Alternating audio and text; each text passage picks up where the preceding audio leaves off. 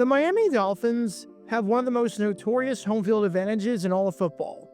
When Hard Rock Stadium got renovated into what it is today, because of the positioning of the sun and because of how the canopy was designed over the stadium, the Dolphins get a huge advantage. Because while their sideline is positioned nicely in the shade, the visiting sideline is positioned to bake in the sun. Now, for games in November and December, this might not seem like a huge deal. But for a September game, with how intense the South Floridian sun can get, yeah, it's massive. Just to give you an idea of what an average game under these conditions can be like, during one October game in 2022 between the Miami Dolphins and the Minnesota Vikings, the Dolphins' sideline temperature was 90 degrees. The Vikings' sideline temperature? A whopping 32 degrees higher than that, sitting at 122 degrees. When Hard Rock Stadium got renovated, the Dolphins used the sideline to their advantage, which is a perfectly legal thing to do. However, let's say that during one game, a massive cold front hits Miami. I'm not saying this is going to happen. The lowest recorded temperature in Miami is somewhere in the high 20s. So there's a better chance that the city is underwater at the time you're watching this video than it is at the temperatures I'm going to talk about. But let's say that a blizzard is expected to hit South Florida. The game time temperature is going to be 10 degrees. And all of a sudden, being in the sun sounds kind of good. The last thing you want to be doing in those kinds of conditions is sitting in the shadows with no exposure to sunlight while freezing your butt off. Imagine if the Dolphins, the day of the game, decided, nope, we're not doing this. We're going to switch the side of the field that we're on. We're switching our sidelines so that we're in the sun and the other team is in the shade. Is that allowed? Genuinely, is that allowed? Because I couldn't find anything in the rulebook about it. And it's an issue that's going to pop up less and less, with temperature making no difference whatsoever as many teams start constructing dome venues. You could argue that doing this is false advertising, seeing as many people buy tickets based on whether they're on the home side or the visitor side, and such a thing is shown on the map when you buy a ticket. And now it's flipped and is the exact opposite of what you expected. Is that a material difference? I don't know. You could argue that doing this would be a logistical nightmare and would be unfair to the visiting team, not knowing until the day of the game how they're going to be able to position everything. While you can definitely switch the side of the field that you're on season to season, as there's nothing stopping you from being on the east sideline in 2025 and the west sideline in 2026, a game-to-game basis might be a bridge too far. But I bring that up and bring this example up with Hard Rock Stadium because, amazingly enough, in 1977, this actually happened. During this game right here, the Cincinnati Bengals decided that they needed to switch things up and that every competitive advantage that they could get, they were going to try and use. And prior to their Week 13 game against their AFC Central rival, the Pittsburgh Steelers, they did something that I highly doubt would fly today. But it deserves a deep dive roughly half a century later. Because this is the story behind the bizarre sideline controversy of 1977, and one of the strangest sideline controversies and weather controversies in NFL history. Make sure you hit that like button down below, subscribe, hype up that video, and turn on that notification bell so you don't miss a single video that we post on the channel. Because we post every single day on here about the weird and the wacky history of the NFL with stories like this one they may not have heard of before. So if you like that sort of stuff, then this is definitely the place for you. Thanks in advance for liking and subscribing, and for hyping up the video, and for helping us grow this community. And with that in mind, let's talk about the time when the Steelers had their sideline stolen from them. Before I talk about the actual incident in question, we need some context to understand not just the importance of the game at hand, but how the weather was looking for this one. Because the forecast, as you can probably tell from the highlights you're going to be watching, was not too promising to say the least. It's December 10th, 1977. It's Week 13 of the NFL season, the final 14-week season in NFL history. And as we're in the penultimate week of the year, we've got a nationally televised Saturday game at Riverfront Stadium between the Cincinnati Bengals and the Pittsburgh Steelers. The AFC Central Division race was up for grabs, And to say that this was a must-win game for the Bengals on their home field would be putting it lightly. The Bengals entered this game at 7-5 after winning 3 straight games, while the Steelers entered atop the division at 8-6. If the Steelers won this game, then they'd be 2 up with 1 to play.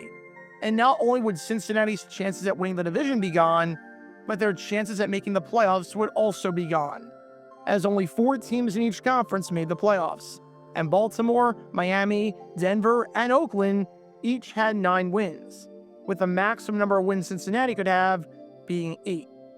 And even though this was a must-win and was one of the biggest regular season games in Bengals history at the time, this was going to be a tough game for 2 reasons in particular. Number 1, the Bengals could not beat the Steelers. Pittsburgh always had their number.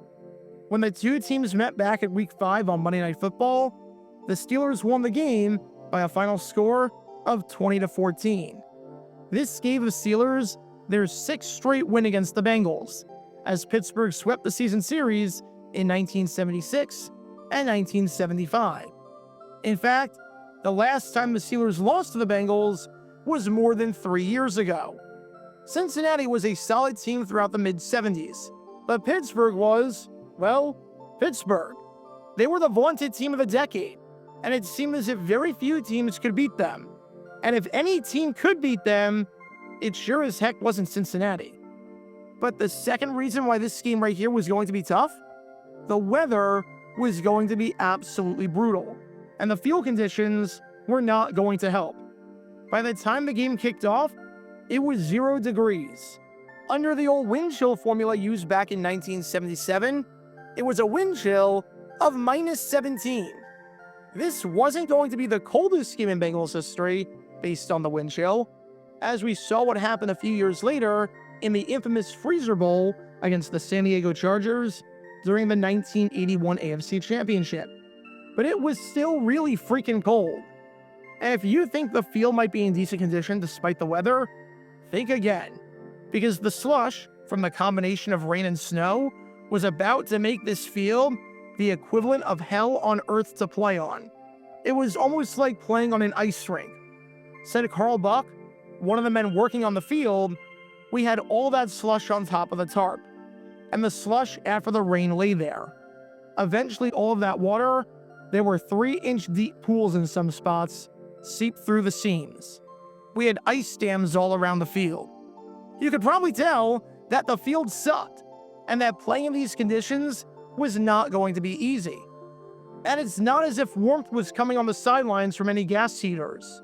As Mike Brown said, the reason we can't use gas heaters on the sidelines is the city is afraid of what would happen if there was an explosion with all those people in the stadium. Bottom line, it was going to be cold, and there was going to be little to no recourse available to stop it. And this posed a problem for the Bengals because their sideline was on the west side of the stadium and not the east side. On the west side, you don't get exposed to the sun, and with most of the Bengals games being played with the sun at its strongest in the afternoon, it's nice to have that shade and that ability to dodge the sun if need be. But on a day like this, that's the last thing that the Bengals wanted. No suns sound painful when your wind chill is -17.